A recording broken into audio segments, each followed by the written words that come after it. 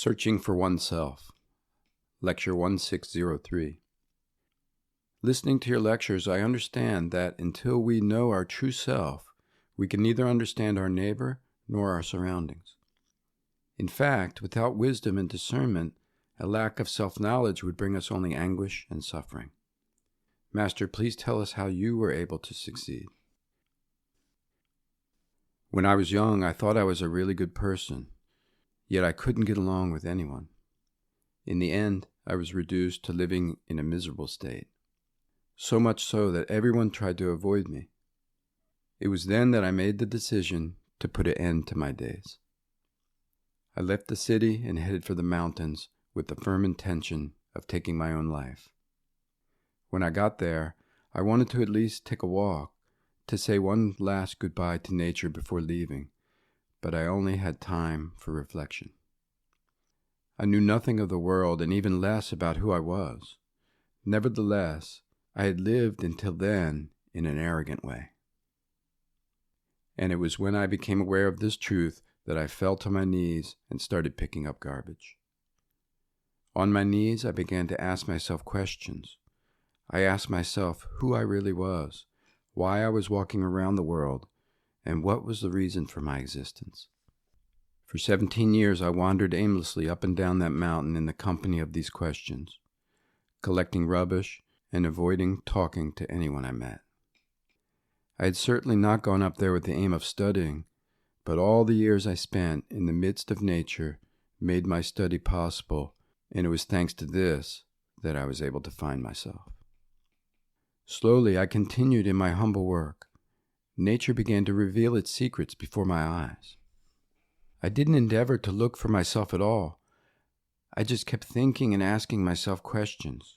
And in doing so, without realizing it, and with this purity that grew within me, I understood and became part of nature itself.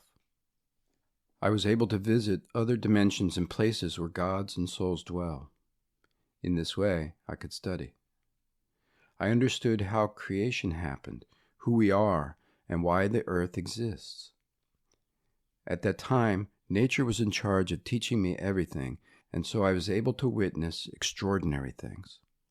Without realizing it, my study continued for all those years I spent at the foot of that mountain. And, in the end, came time of return. After 17 years of living in that place, I was ready to return to society.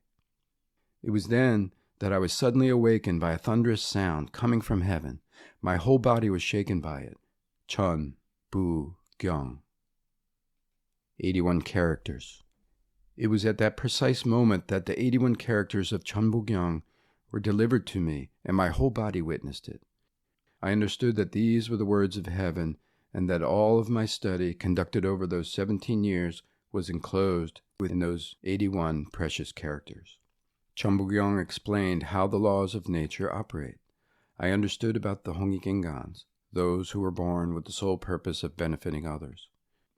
I realized that it is up to them to guard this powerful law and bear witness to it. I also understood that it is completely up to them to usher in a new era and lead everyone on this path. I left that mountain and went to visit towns and villages. And it was during those journeys that I realized what a wonderful work of art the world of ours truly was. On those occasions, I could also see that the Hongikingans, albeit going about their daily life, were not yet ready to carry out the task assigned to them. I understood that our evolution had come to a standstill and that our children did not know which path to take, so I took it upon myself to design it for them. If the first generation of Hongikingans had lived with respect for nature, benefiting their neighbors, the next generations would have merely followed in their footsteps. We are not divided, nor can we be, since we are all one. It is only by profoundly realizing such a principle that the time of the Hongikingans can arise. By working hard for the benefit of others, as is in their nature, they will eventually succeed in breaking the chains of the past that keep them imprisoned. These people, who are so precious and important to society, should live according to the Hongik ethics. What can I do for my neighbor? What can I do for my country? what can I do for society, and what can I do for all mankind.